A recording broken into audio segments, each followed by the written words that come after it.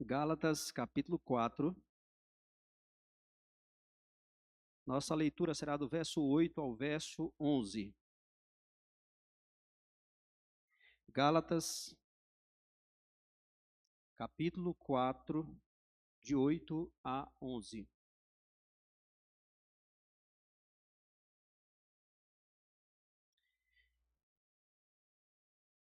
Gálatas 4, de 8 a 11, nos diz assim a palavra do Senhor. Outrora, porém, não conhecendo a Deus, servíeis a deuses que por natureza não o são.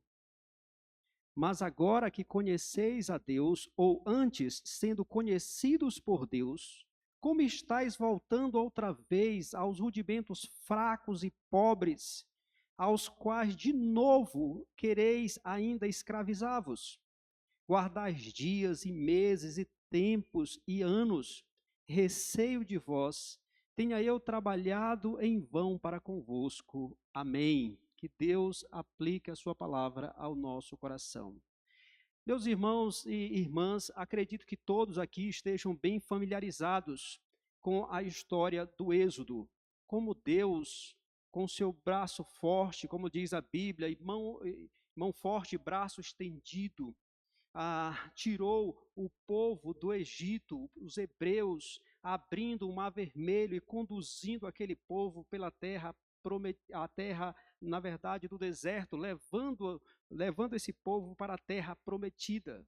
Então, nós estamos familiarizados com isso, com aquela obra maravilhosa de Deus, libertando os hebreus daquela escravidão na qual viveram durante muito tempo. E o Senhor, de maneira poderosa, liberta os hebreus, liberta o seu povo dali, tira daquela escravidão e então a leva para a terra prometida. Mas imaginem o seguinte, irmãos, suponhamos, e aqui é só uma questão de hipótese mesmo, porque nós conhecemos a história, como a coisa aconteceu, mas imaginem o seguinte, que depois de atravessarem o Mar Vermelho a pé enxuto, eles lá do outro lado, e Faraó do lado de cá, dissesse para os hebreus: Hebreus, voltem, vocês são meus escravos, venham, voltem para o Egito, voltem à escravidão na qual vocês viveram, voltem. Imaginem se os hebreus, depois de terem sido libertados por Deus, de maneira tão maravilhosa, tão grandiosa, esse povo retornasse para o Egito, para a casa da servidão. Isso é algo inimaginável. Isso seria um grande absurdo. Um grande absurdo. Mas, irmãos, isso ilustra o que estava acontecendo com os Gálatas nos dias do apóstolo Paulo, com aqueles crentes daquela região chamada Galácia, daquelas igrejas que Paulo plantou, conforme está registrado lá em Atos, nos capítulos 13 e 14, até o capítulo 10, e também capítulo 16. Isso estava acontecendo com os Gálatas. E isso está acontecendo com muitas pessoas em nossos dias. Pessoas que, porque os Gálatas, meus irmãos, eles foram libertados, como nós vamos ver, por meio da pregação do Evangelho. Eles foram alcançados com o Evangelho e eles foram libertados de uma espécie de escravidão, como nós veremos aqui. Mas quando Paulo escreve esta carta, aqueles crentes lá da Galácia estavam fascinados por uma doutrina puramente humana, querendo voltar de novo a um estado de escravidão. E é por isso que nesta noite nós vamos falar sobre este tema, o absurdo da escravidão voluntária. Era isso que estava acontecendo aqui.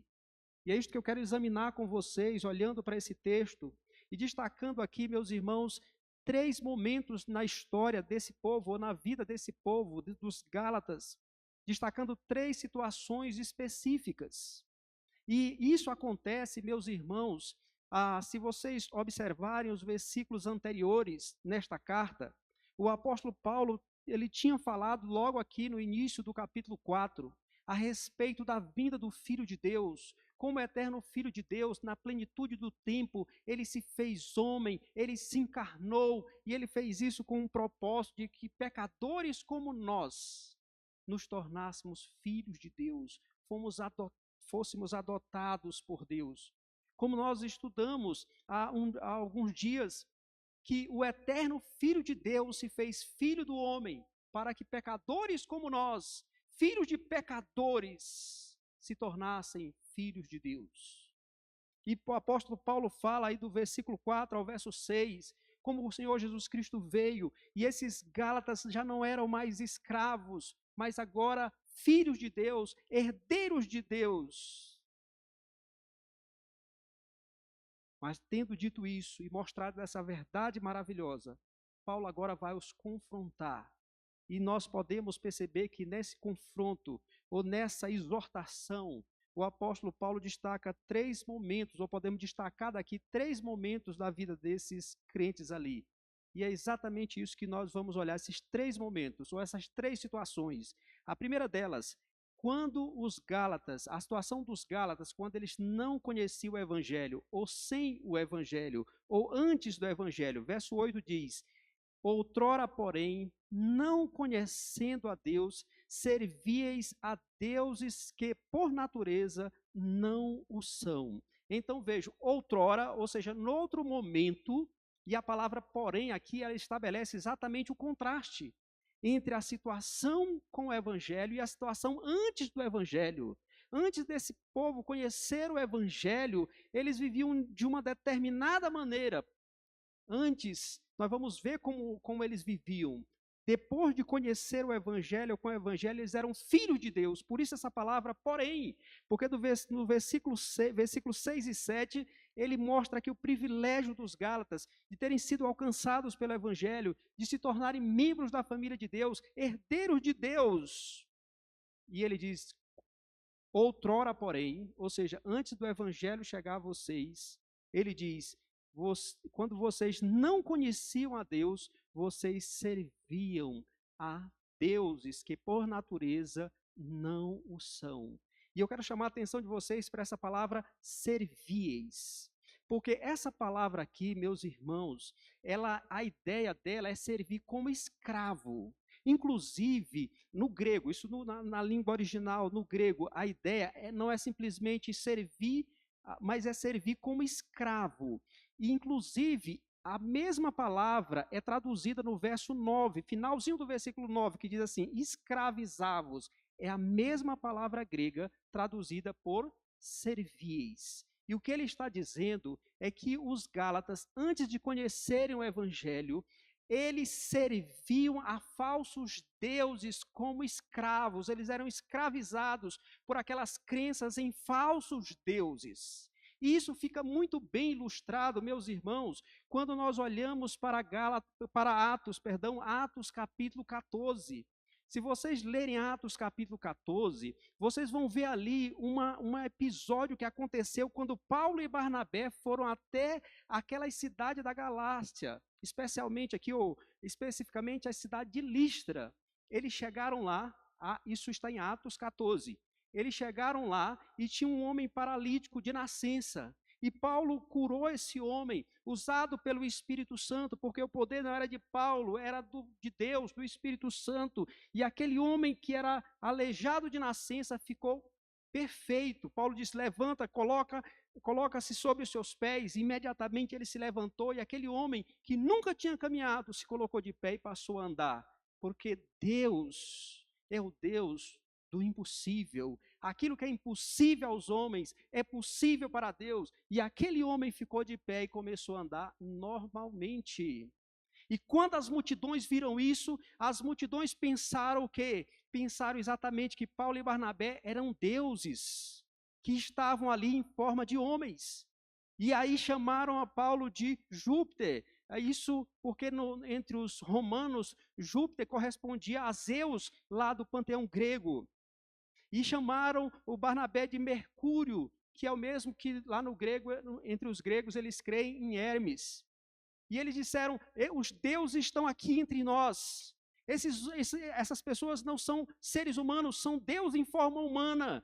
E aí o sacerdote, então, de Júpiter, já pegou animal para sacrificar para o apóstolo Paulo. E quando Paulo e Barnabé viram isso, a Bíblia diz que eles rasgaram as suas vestes. Uma atitude de revolta, de repulsa àquela ação das multidões. E então eles disseram: nós somos homens iguais a vocês, sujeitos aos mesmos sentimentos, e estamos aqui exatamente para pregar para vocês o evangelho, para que vocês sejam livres dessa vã idolatria, dessas coisas vãs, e vos convertam ao Deus vivo e verdadeiro. Então percebam, essa era a situação dos Gálatas. Eles viviam escravizados por confiança em deuses que são deuses falsos. E é exatamente isso que o apóstolo Paulo vai falar aqui, que são falsos deuses. Porque vejam, o texto, o versículo 8 diz assim, que eles serviam a deuses que, por natureza, não são. Ou seja, são falsos deuses, são ilusões. Então, todos aqueles supostos deuses, Zeus, Afrodite, e pode pensar em todo o panteão grego, em todo o panteão romano, na idolatria dos povos antigos. Todas estas coisas são ilusões. A Bíblia chama de nulidades, de coisas de nenhum valor, são invenções de mentes corrompidas pelo pecado. E os Gálatas viviam escravizados a essas ilusões, a esses falsos deuses. Porque, meus irmãos e irmãs, e todos os que aqui estão, só existe um Deus vivo e verdadeiro. O Criador dos céus e da terra. Aquele que governa sobre tudo e sobre todos, aquele que é o único ser no qual há três pessoas, o Pai, o Filho e o Espírito Santo, e que se revela nas Escrituras. Este é o único Deus vivo e verdadeiro. Tudo mais é ilusão. E essa era a confissão do povo de Deus na antiga aliança. Porque na antiga aliança, uma coisa foi lido até hoje pela manhã, nós lemos esse texto: ouve Israel, o Senhor nosso Deus é o único Senhor. E o próprio Deus, por meio de Isaías, diz lá no capítulo 46, lembrai-vos das coisas passadas da antiguidade, que eu sou Deus e não há outro. Eu sou Deus e não há outro semelhante a mim. Então, só existe um Deus vivo e verdadeiro, o Criador dos céus e da terra. Não há outro. Os Gálatas viviam como escravos. Antes de conhecer o Evangelho, eles viviam como escravos dessas ilusões. E o texto, então, meus irmãos, nos ensina exatamente essa verdade preciosa, de que não há Deus além do Senhor dos Exércitos, do Deus revelado nas Escrituras. Ele é o único Deus vivo e verdadeiro. Existem muitos seres espirituais, anjos e demônios, mas só há um Deus, o Criador dos céus e da terra. Há muitas ilusões, há muitas supostas divindades, mas todas elas são ilusões. Só há um Deus verdadeiro. Crianças, aqui tem uma lição para vocês, especialmente para vocês, crianças. Vocês estão aprendendo na escola a respeito das culturas antigas. E ao estudar a respeito das culturas antigas, vocês vão ouvir falar de muitos falsos deuses. Mas eu queria que vocês soubessem e gravassem no coração de vocês que todos esses supostos deuses são apenas ilusões, nulidades. Não existe na realidade, apenas no imaginário dos povos, porque só há um Deus vivo e verdadeiro, aquele que trouxe o universo à existência, que é Senhor do céu e da terra, a respeito de quem a Bíblia diz que a ele pertence o mundo e os que nele habitam. Esse Deus que nós estamos adorando agora, por meio do Senhor Jesus Cristo e auxiliados pelo Espírito.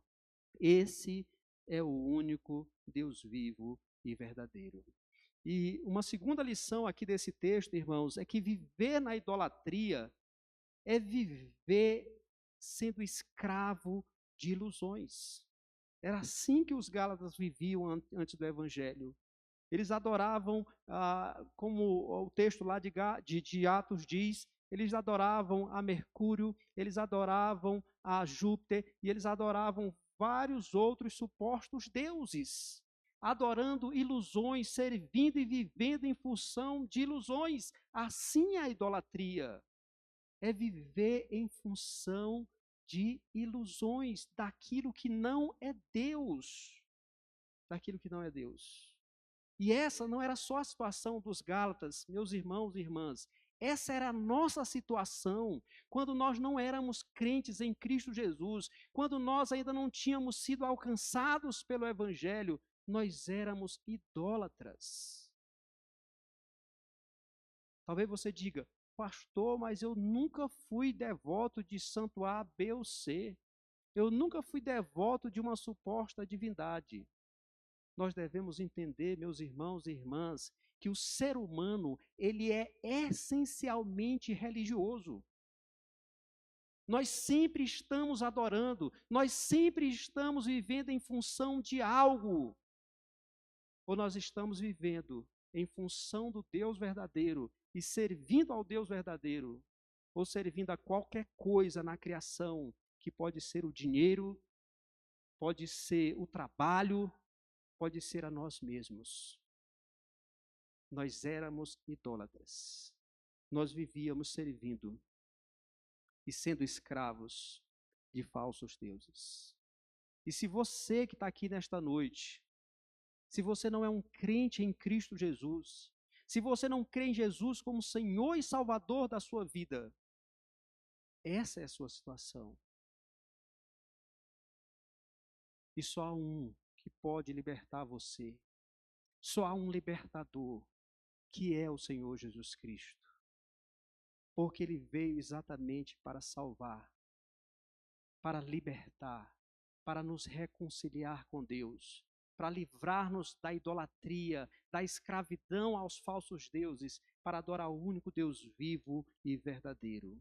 Portanto, creia em Cristo como Senhor e Salvador da sua vida.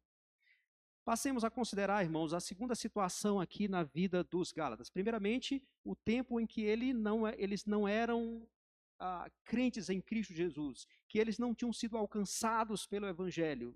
Agora vem o período com o Evangelho. Em segundo lugar, observem aí verso 9. Mas agora que conheceis a Deus, ou antes, sendo conhecidos por Deus. Então o texto está dizendo aqui que antes eles não conheciam a Deus, mas agora eles conhecem. É importante explicar, irmãos, que quando Paulo diz aqui que eles não conheciam a Deus, significa que a revelação especial, o Evangelho, a palavra de Deus, essa revelação especial não tinha chegado a eles. Porque nós sabemos que existem dois tipos de revelação. Existe a revelação especial, que é esta aqui, que Deus se manifestou no decorrer da história e ficou registrado para nós. Mas existe também a revelação geral ou natural, a respeito da qual a Bíblia diz que os atributos invisíveis de Deus, bem como o seu eterno poder, a sua própria divindade, se manifestam através das coisas que foram criadas desde a fundação do mundo. E nesse sentido, todos os seres humanos, eles têm algum conhecimento de Deus. Todos. E por isso a Bíblia diz que todos os seres humanos são indesculpáveis. Mas essa revelação geral, ela não nos dá o conhecimento necessário à salvação. Porque essa revelação geral, através das coisas criadas, não nos fala a respeito do que Deus fez em Cristo para a salvação de pecadores. E é por isso que Paulo diz que eles não conheciam, eles viviam na ignorância, porque a revelação especial ainda não tinha chegado. Mas quando Paulo e Barnabé chegaram até eles, pregaram o evangelho do nosso Senhor Jesus Cristo, eles passaram a conhecer o Deus verdadeiro. E aí vocês podem ler o capítulo 14, e também o capítulo 16 de Atos, para ver como ali pessoas creram no Senhor Jesus Cristo, pessoas foram ali, formaram igrejas naquela região. O apóstolo Paulo pregou a palavra de Deus poderosamente, juntamente com Barnabé, e essas pessoas agora conheceram o Deus verdadeiro. Mas Paulo diz que não simplesmente isso, veja o verso 9, mas agora que conheceis a Deus, ou antes sendo conhecidos por Deus, ou seja, antes deles conhecerem a Deus, Deus os conhecia.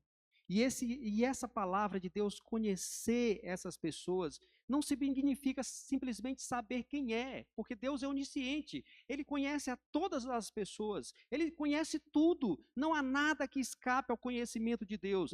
Então, quando Paulo diz assim, ah, antes sendo conhecido por Deus, significa que Deus conheceu essas pessoas de uma maneira especial, de uma maneira amorosa, de uma maneira salvífica, trazendo para eles o evangelho do nosso Senhor, separando esse povo dos demais povos, tirando esse povo da idolatria e colocando esse povo num relacionamento pactual com Ele. É isso que significa Deus nos conhecer, é nos trazer para um relacionamento pessoal e pactual com Ele. Então Deus fez isso separando essas pessoas daquela idolatria, das trevas nas quais elas viviam, para que eles viessem para o Evangelho, para que eles pertencessem ao povo de Deus, para que eles estivessem na igreja do nosso Senhor e Salvador Jesus Cristo. Então eles foram alcançados nesse sentido. E agora, isso nos prepara para a terceira situação, porque esse é o objetivo de Paulo. E a terceira situação está aqui no versículo 9, na segunda parte, até o final aqui do nosso texto, que é o verso 11. Porque vamos ler o verso 9, que diz assim, mas agora que conheceis a Deus, ou antes, sendo conhecidos por Deus, como estáis voltando outra vez aos rudimentos fracos, aos quais de novo quereis ainda escravizar-vos. Aqui nós temos a terceira situação, que é a situação dos Gálatas, quando eles receberam esta carta. Então percebam aqui a argumentação de Paulo é a seguinte, Paulo mostra, antes de vocês conhecerem o Evangelho, vocês eram escravos de falsos deuses. Mas quando o Evangelho chegou até vocês, vocês conheceram a Deus, e não só isso, vocês entraram num relacionamento especial com Deus, Deus conheceu vocês. Agora me expliquem, diante disso, como é que vocês estão querendo se tornar escravos de novo? Como é que vocês estão querendo voltar à escravidão? Essa é a pergunta de Paulo. Vocês eram escravos. Deus os libertou. E agora vocês querem voltar de novo a ser escravos? Mas como assim, escravos?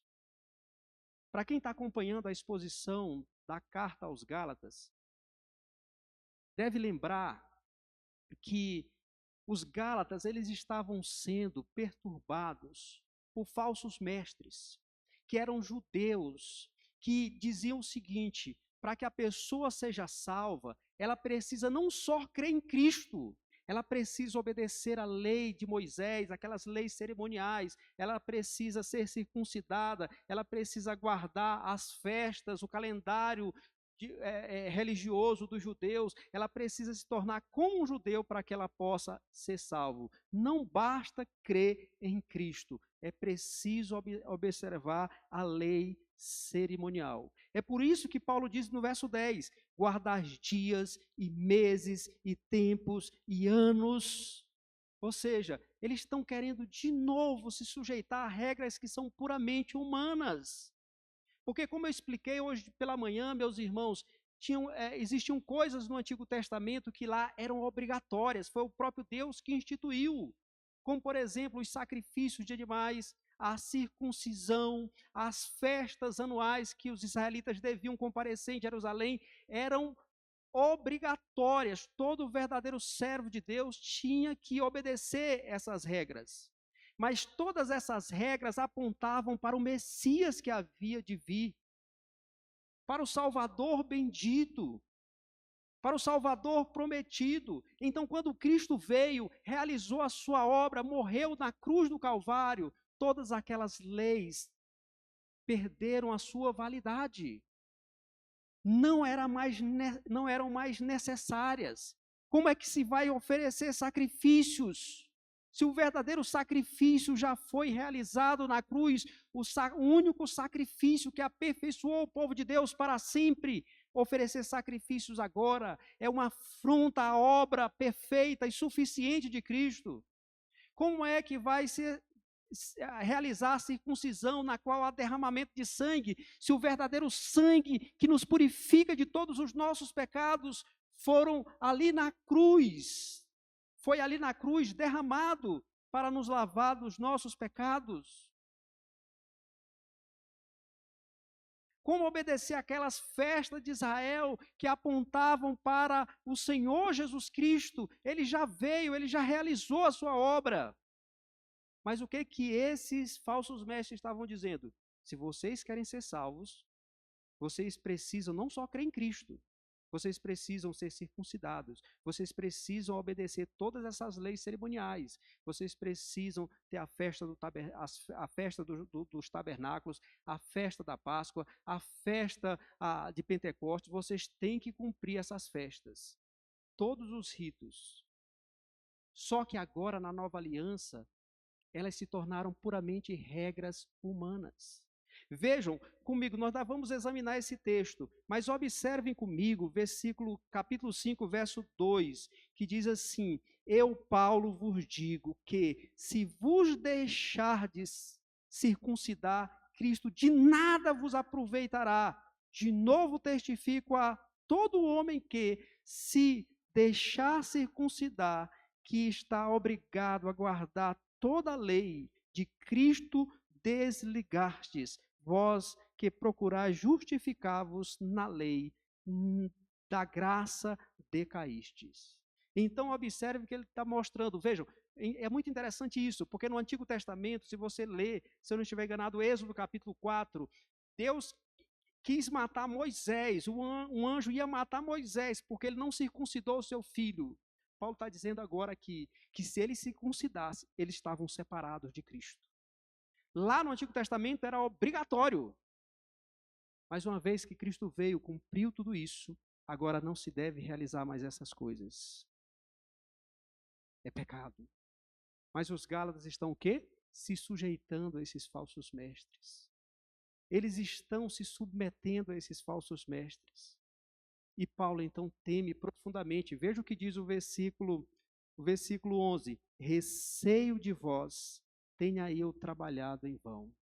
Olha aí o receio de Paulo.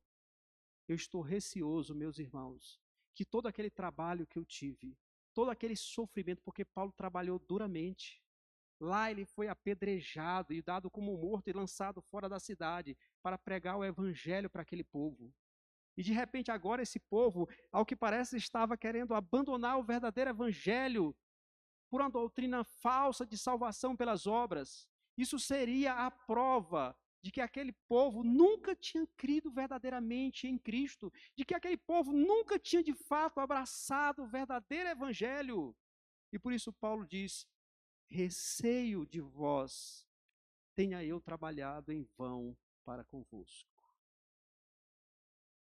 Algumas lições aqui, irmãos, a gente precisa tirar daqui.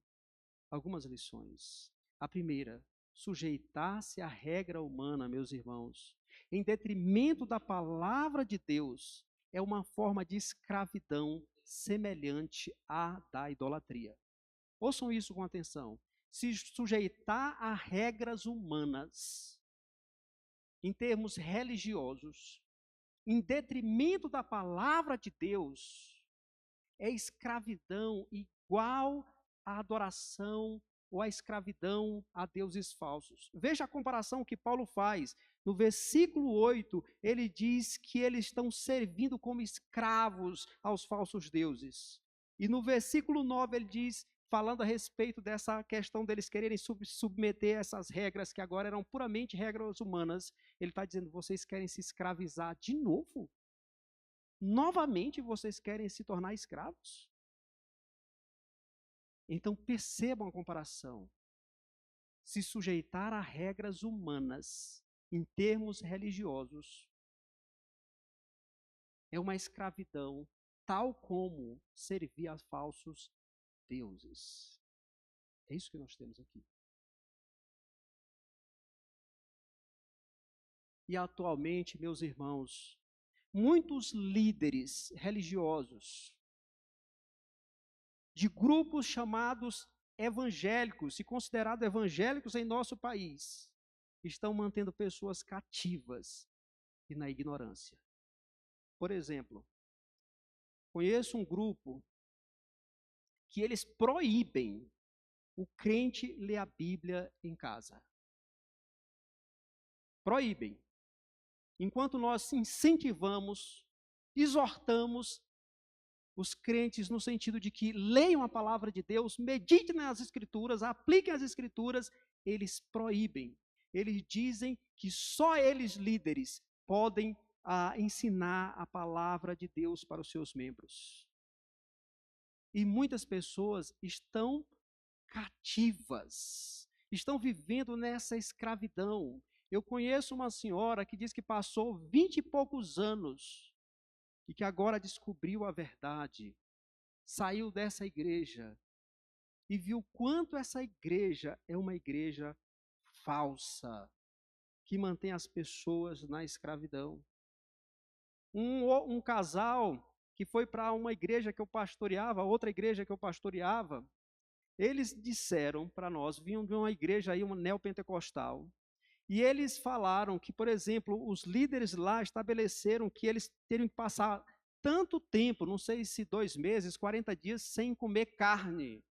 Eles dizem que se cansaram de comer ovo, abusaram do ovo. Era ovo todos os dias. Eles não comiam carne, porque os líderes determinaram. Meus irmãos, que coisa absurda. E o pior, eu vi, não está com 2 semanas que eu vi isso de alguém, de um determinado líder, que colocou, se eu não estiver enganado, um grupo de louvor ou uma equipe de liderança, e ele saiu cuspindo na boca de cada uma dessas pessoas. E pessoas se submetendo a isso. Estão na escravidão.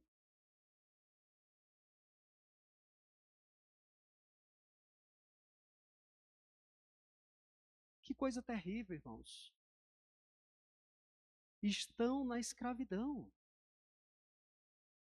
Infelizmente, ouçam isso, infelizmente, há pessoas no contexto das nossas igrejas, igrejas presbiterianas, eu espero que não tenha ninguém aqui, mas existem no contexto das nossas igrejas presbiterianas, pessoas que ouvem no domingo a pregação fiel das Escrituras, a exposição da palavra de Deus, mas no decorrer da semana estão acompanhando esses pregadores neopentecostais, de televisão, de YouTube, de redes sociais,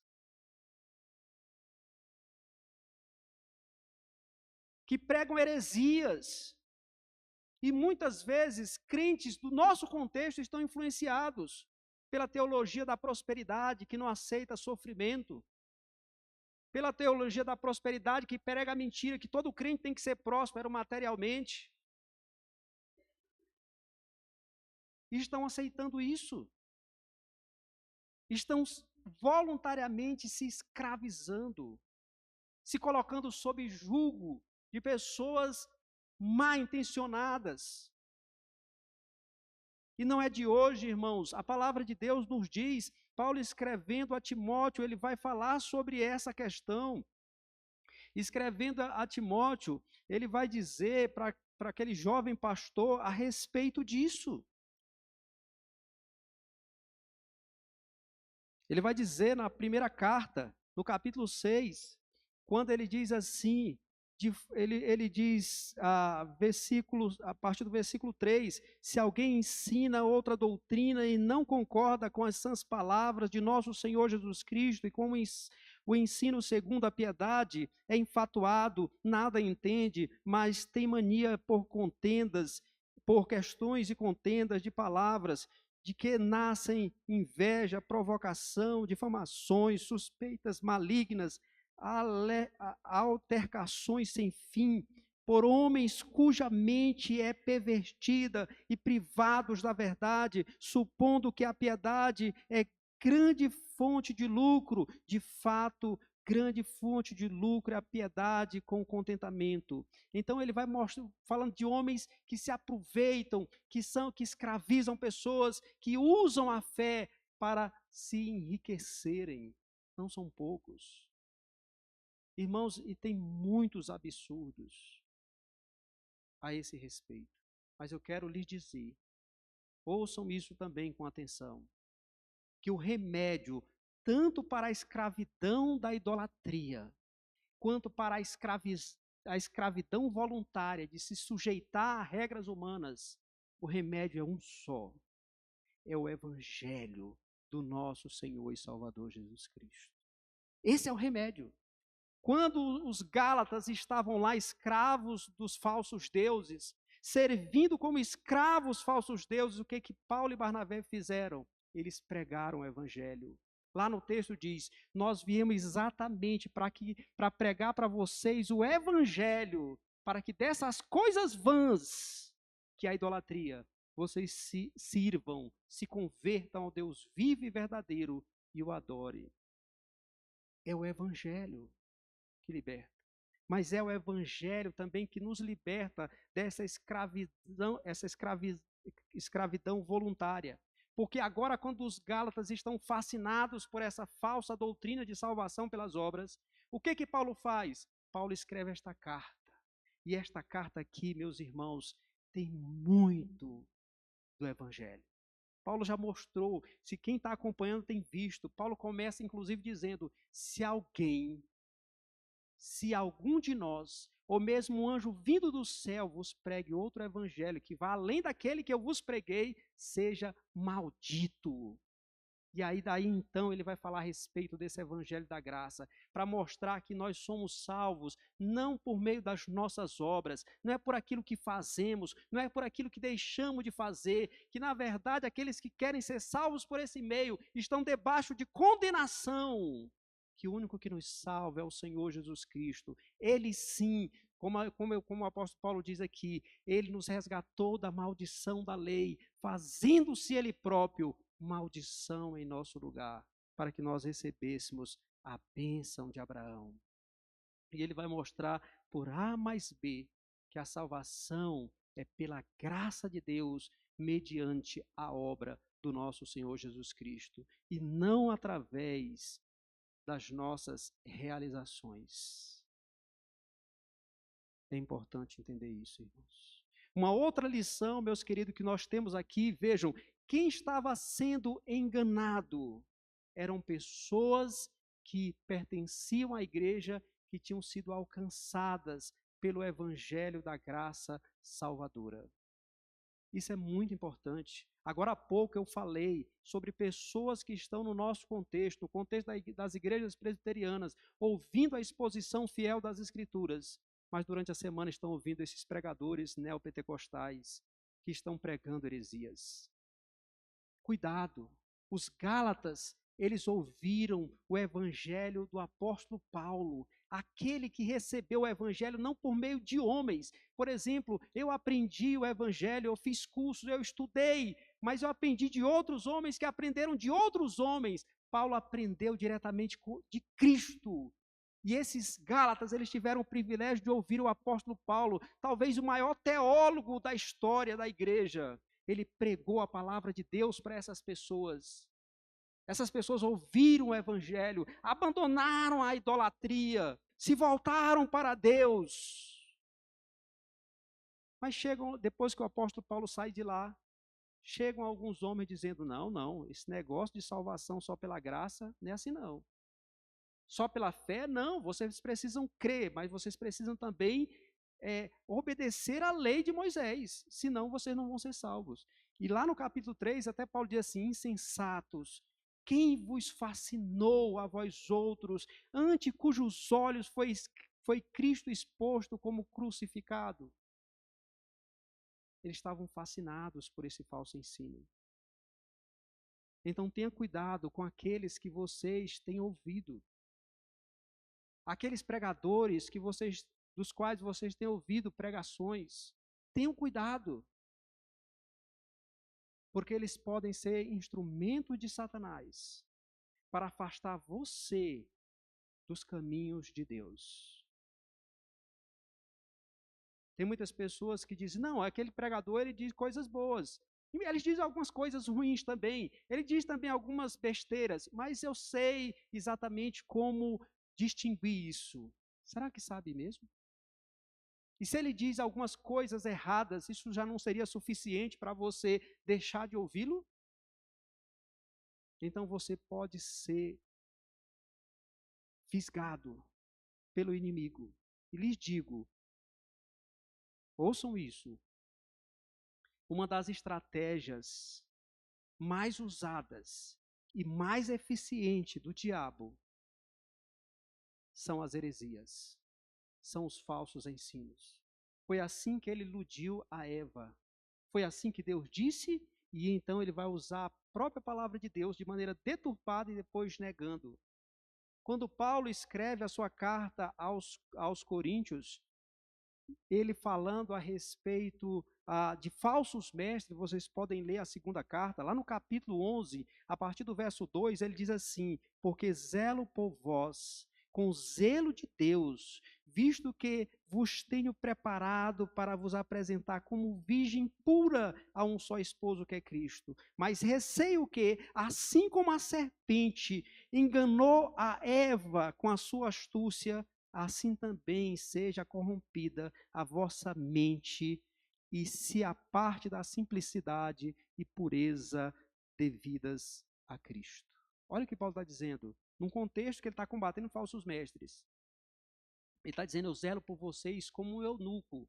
O eunuco era aquele homem que era castrado e ele cuidava das mulheres, vamos dizer assim, de um rei. E ele está dizendo que está cuidando da igreja como o eunuco cuidava de uma mulher para entregar ao noivo. Ele está assim cuidando da igreja para entregar a Cristo, que é o único noivo. Mas ele tem um receio. É que assim como assim como a serpente enganou Eva lá no início, o diabo poderia enganar essas pessoas, essa igreja, por meio desses falsos mestres. Então, irmãos, não brinquem com essa questão. Não brinquem com falsos mestres. Ouçam a palavra fiel. Nós temos pregadores fiéis, não só na igreja presbiteriana. E a esses pregadores que nós devemos ouvir. Se você ouvir um pregador dizendo uma heresia que seja, não o ouça mais. Ouçam aqueles que pregam a verdade, que ensinam a palavra de Deus, porque esta é a revelação do nosso Deus, esta é a nossa única regra de fé e prática. Isso aqui é que nos edifica, é que nos santifica, é que nos transforma. O erro dos Gálatas foi dar ouvidos a esses falsos mestres. E agora eles estavam iludidos. Meus irmãos e irmãs, tenhamos cuidado com isso. Porque, meus irmãos, o Senhor Jesus nos alcançou para que nós fôssemos livres. Volte para Gálatas, capítulo 5, verso 1, que diz: para a liberdade foi que Cristo nos libertou. Permanecei, pois, firmes, e não vos submetais de novo ao jugo de escravidão. Cristo nos libertou, meus irmãos, da escravidão na qual nós vivíamos, aos falsos deuses, aos ídolos.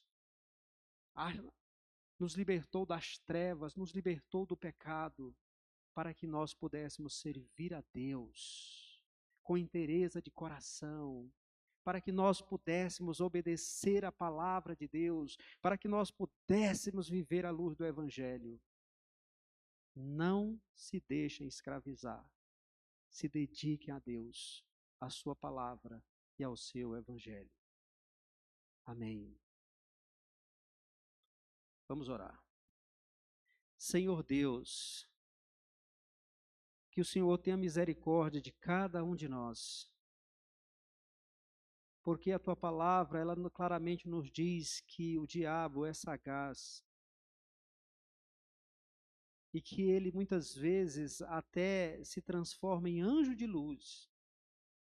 Que o Senhor nos ajude a nos mantermos firmes na tua palavra, que assim como nós recebemos ao Senhor Jesus Cristo, assim permaneçamos nele, firmados, edificados, crescendo em ações de graças para o louvor da tua glória.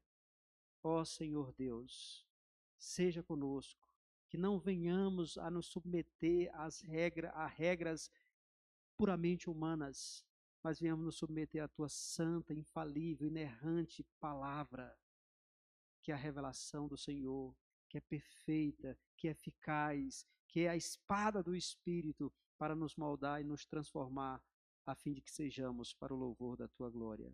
Abençoa, Senhor Deus, o povo do Senhor aqui reunido, de maneira que nós, Senhor Deus, sigamos ao Senhor com fidelidade, zelo e inteireza de coração. É o que nós te imploramos, no nome de Cristo Jesus, o nosso bendito Salvador. Amém. Nós vamos cantar o hino de número 79. Vamos entoar o cântico deste hino, meditando naquilo que nós ouvimos.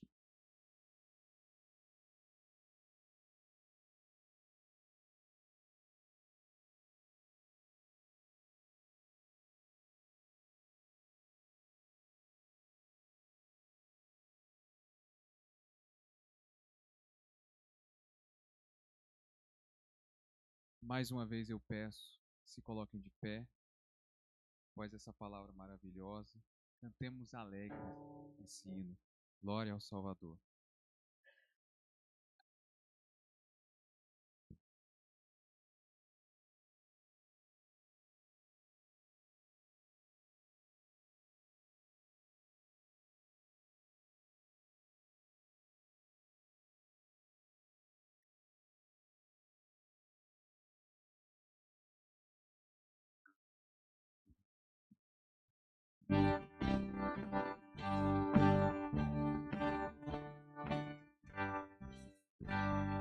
Pegado à cruz do bom Salvador, prostrado aos pés do meu Redentor, Ele atendeu logo ao meu clamor.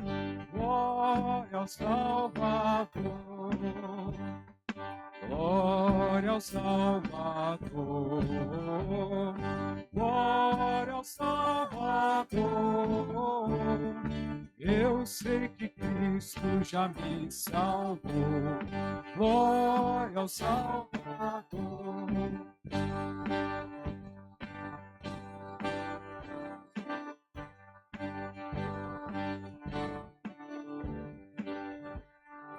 Que maravilha, Jesus me amou, tudo de graça me perdoou. Os meus grilhões ele me livrou. Glória ao Salvador, glória ao Salvador, glória ao Salvador. Eu sei que Cristo já me salvou. Glória ao Salvador.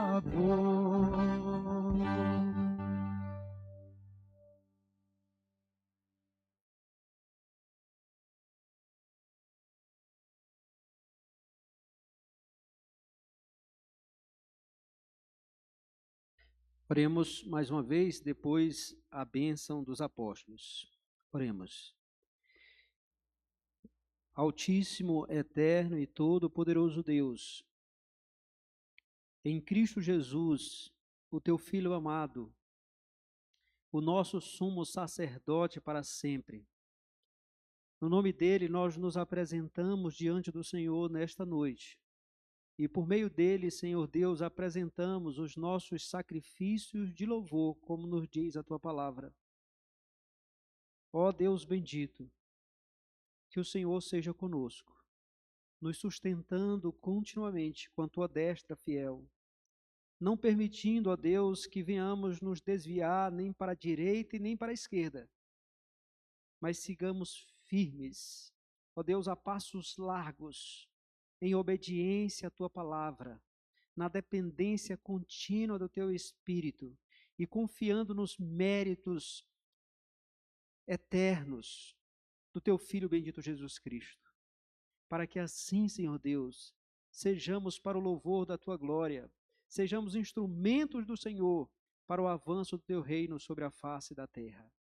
Nós te imploramos, ó Deus bendito, por aqueles nossos irmãos que estão enfermos. Ó Deus eterno, queira o Senhor restabelecer a saúde deles.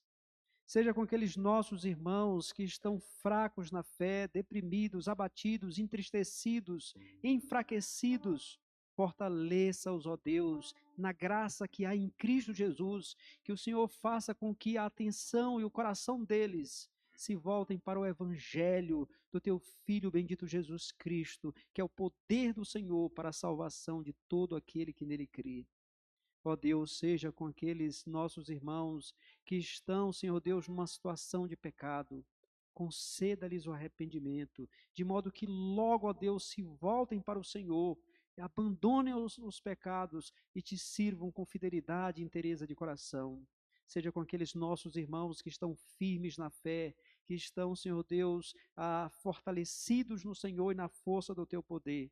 Usa-os, ó Deus, para ajudar, para que possam ajudar aqueles irmãos mais fracos, mais debilitados, a fim de que caminhem bem nos teus santos e retos caminhos para o louvor do Senhor. Ó Deus, despede-nos em paz aos nossos lares, como o Senhor nos trouxe. Nos dê uma semana debaixo dos teus cuidados, uma semana debaixo da tua proteção. É o que nós te imploramos, agradecidos no nome de Cristo Jesus, o nosso bendito e amado Salvador. Amém. Recebam, meus irmãos, a bênção dos apóstolos, a graça do nosso Senhor e Salvador Jesus Cristo, o amor de Deus, o nosso eterno Pai, e a comunhão do Espírito Santo repousem sobre o povo de Deus, agora e para todos sempre.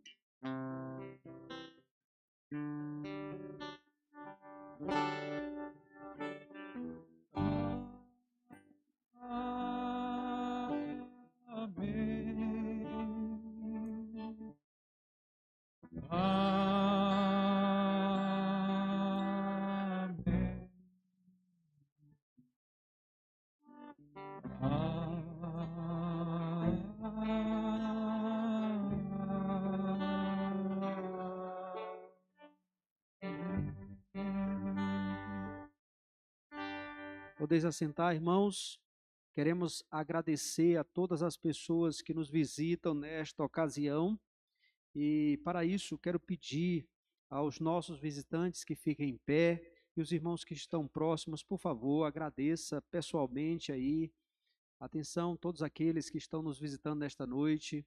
Queremos agradecer a sua presença. Irmãos, por favor, cumprimentem os nossos visitantes. É um prazer ter vocês conosco nesta ocasião. E queremos pedir que, terminados os avisos, por favor, não se vão. Nós temos o café da comunhão, que é um momento especial, no qual nós temos um momento ali de interação, de conversas. É um momento especial. Irmãos, atenção, alguns avisos importantes aqui. Na próxima quarta-feira, excepcionalmente, não teremos a nossa reunião de oração. Por quê? Porque nós vamos ter uma programação aqui na cidade muito boa, uma programação na segunda igreja presbiteriana